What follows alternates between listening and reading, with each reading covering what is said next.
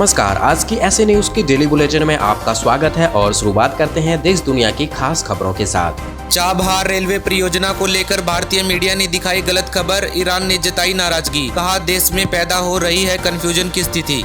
विदेशों से आने वाले यात्रियों के लिए क्वारंटाइन को लेकर सरकार ने जारी की नई गाइडलाइंस। अब विदेशी यात्रियों को पहले 7 दिनों तक क्वारंटाइन और अन्य 7 दिनों तक किया जाएगा होम क्वारंटाइन। सरकार ने वोल्व रेस्पिरेटर वाले N95 मास्क का उपयोग करने के खिलाफ दी चेतावनी, कहा ऐसे मास्क से नहीं हो सकता कोरोना से बचाव। साथ ही घर पर कॉटन के कपड़े से बने फेस कवर और मास्क का प्रयोग करने के दिए निर्देश।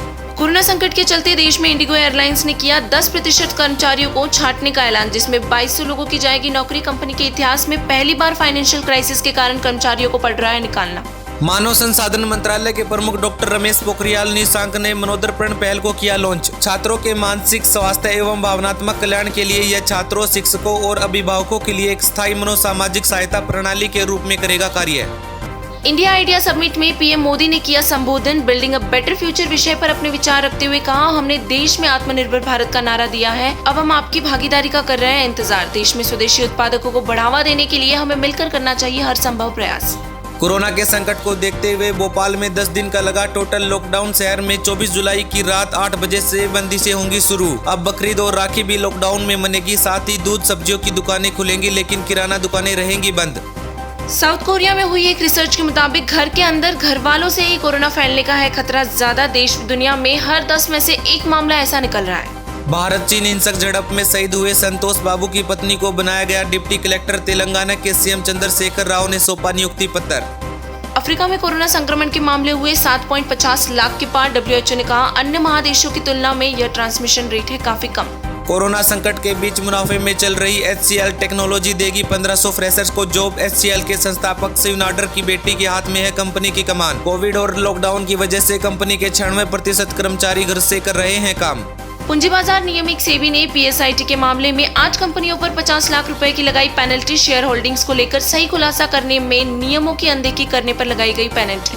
गाजियाबाद में एक पत्रकार की हुई हत्या। गोली लगने के तीसरे दिन मीडियाकर्मी ने तोड़ा दम। पत्रकार द्वारा छेड़छाड़ की शिकायत करने पर बदमाशों ने किया था हमला। मामले में अब तक 3 आरोपी को पुलिस ने किया गिरफ्तार और 6 लिए गए हिरासत में। वहीं सरकार ने पत्रकार की पत्नी को सरकारी नौकरी देने व बच्चों की पढ़ाई की फ्री करवाने का किया वादा।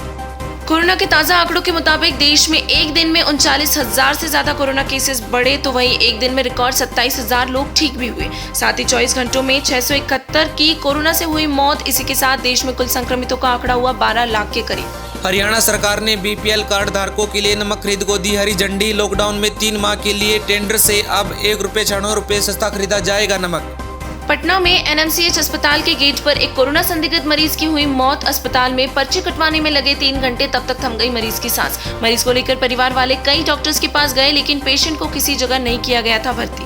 गुजरात में मेहसाणा LCB ने बॉलीवुड अभिनेता व पूर्व सांसद परेश रावल के भाई को जुआ खेलते हुए किया अरेस्ट। पुलिस ने हिमांशु रावल सहित 20 जुआरियों को दबोचा। झारखंड में रांची विधायक CP सिंह पाए गए कोरोना पॉजिटिव। राज्य में अब तक देखे गए कुल 6,243 पॉजिटिव केसेस। मुंबई में भीख मांगने वाले बच्चों के लिए शहरों में घर बनाने की मांग लेकर बॉम्बे हाईकोर्ट में दाखिल हुई याचिका। साथ ही याचिका में मांग रखी गई है कि सरकार को महाराष्ट्र भीख प्रतिबंधक अधिनियम 1959 के प्रावधानों को सख्ती से लागू करने का दिया जाए निर्देश। हिमाचल प्रदेश के मुख्यमंत्री ऑफिस तक पहुंचा कोरोना। CM ऑफिस के उप सचिव की रिपोर्ट आई कोरोना पॉजिटिव। ऑफिस के कर्मचारियों और परिवार सहित CM जयराम हुए होम क्वारंटाइन। चीन में मुस्लिमों के बाद अब ईसाई समुदाय की धार्मिक पहचान पड़ी खतरे में। ईसाइयों को घर में जीसस की फोटो और क्रॉस हटाने के दिए आदेश। साथ ही कम्युनिस्ट पार्टी के नेताओं और राष्ट्रपति जिनपिंग की तस्वीरें लगाने के दिए निर्देश। अलास्का में 7.4 की तीव्रता के भूकंप के बाद समुद्री इलाकों में सुनामी की वार्निंग हुई जारी। प्रशासन ने लोगों से समुद्री किनारों से कई किलोमीटर दूर रहने की लगाई गुहार। और अंत में आज का सवाल, लोगों पर या दुनिया पर दुख क्यों आते हैं? क्या इन दुखों से बचा जा सकता है? क्या कोई ऐसा स्थान है जहां सुख ही सुख हो? अपना जवाब हमें कमेंट बॉक्स में जरूर बताएं। अधिक जानकारी के लिए हमारी वेबसाइट www.sanews.in पर विजिट करें। धन्यवाद।